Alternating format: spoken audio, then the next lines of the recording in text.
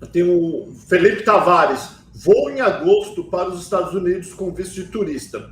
Experimentar, e se caso eu goste, quero permanecer com visto de trabalho. Quais os caminhos de visto? Olha, o visto de trabalho, você vai depender de um empregador, tá? Você vai depender de uma oferta de emprego. Você não tem como auto-solicitar um visto de trabalho. Existem categorias de auto-solicitação, como, por exemplo, o EB5, que é um investimento de US$ 1.800.000. Você tem o EB1, que é para habilidade extraordinária, para quem é 1% da categoria no mundo inteiro, tá? É o Visa Einstein, que a gente chama.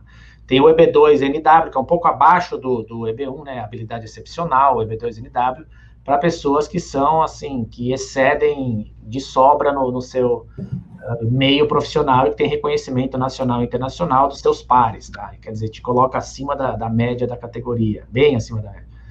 Então, essa é a única forma de tentar um visto de trabalho por conta própria. Fora isso, você vai depender de uma oferta de emprego de um empregador americano.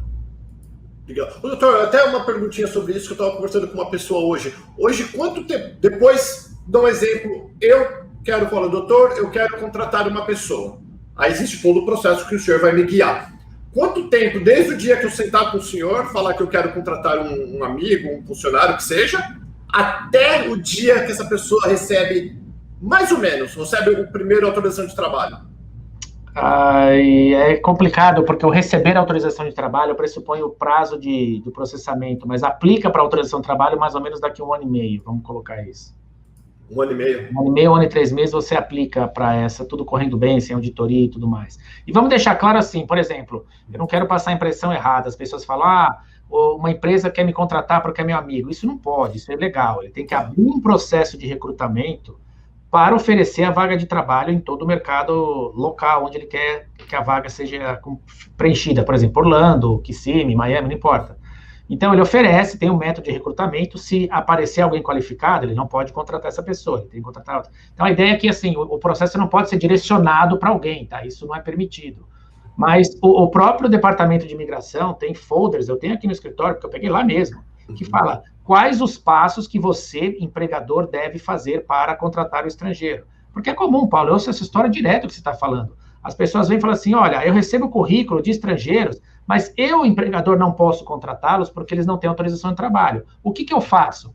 Aí eu explico, você tem que fazer um processo de recrutamento chamado EB3, oferecer a vaga no mercado, se aparecer gente qualificada, preencheu a vaga. Ou se você não gostou da pessoa, não importa, mas a vaga você teria alguém que poderia trabalhar. E se não aparecer ninguém, ou se os que aparecerem não são qualificados para a vaga, aí sim você está liberado para contratar um terceiro.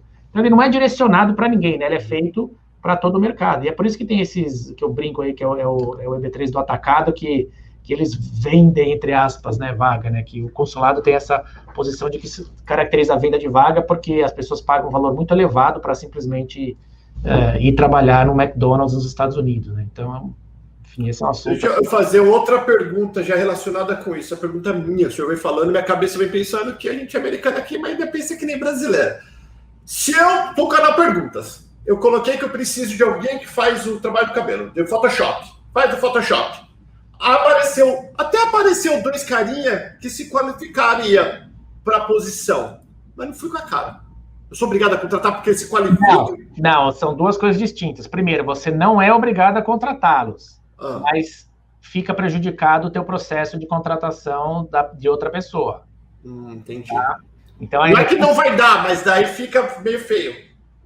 Veja, você tem que observar também pelas leis trabalhistas se não tem nenhum processo discriminatório, né? Você não vai contratar, digamos que você tem uma escolinha infantil, você abriu um cargo de professor e apareceu alguém que passou anos preso por molestar uma criança. Você não pode contratar, entendeu?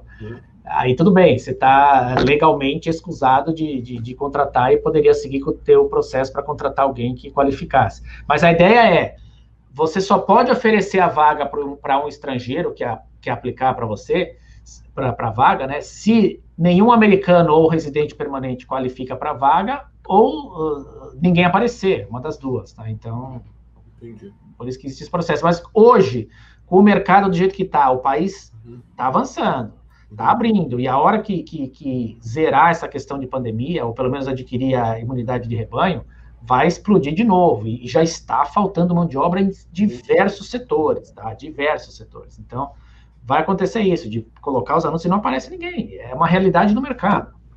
É isso aí, galera. Eu adoro ouvir isso, adoro ouvir sobre oportunidade.